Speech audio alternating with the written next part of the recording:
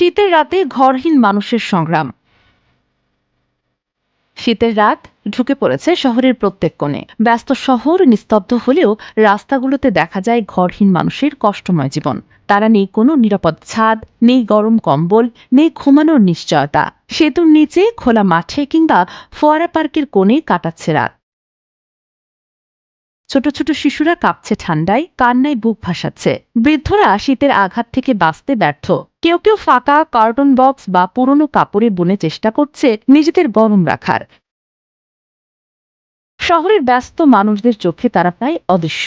স্থানীয়রা জানাচ্ছেন, আমরা কিছু কম্বল বা খাবার দিয়ে সাহায্য করি, কিন্তু শীতের রাতে তাদের কষ্ট অনেক বেশি। সমাজসেবী সংস্থাগুলো চেষ্টা করছে রাতের সময় হিটিং সেন্টার বা শেল্টার খুলে সাহায্য করার, কিন্তু সব ঘরহীন মানুষ সেখানে পৌঁছাতে পারেন না।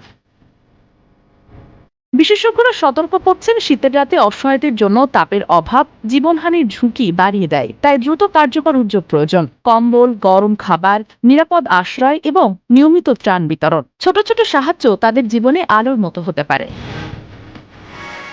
শীত শুধু আমাদের আরামের ঋতু নয়, এটি তাদের জন্য প্রতিদিনের জীবনযুদ্ধ। সমাজের সবাইকে এগিয়ে আসতে হবে মানবিক সহমর্মিতা, নিরাপদ আশ্রয়, খাবার ও গরম পোশাকের মাধ্যমে।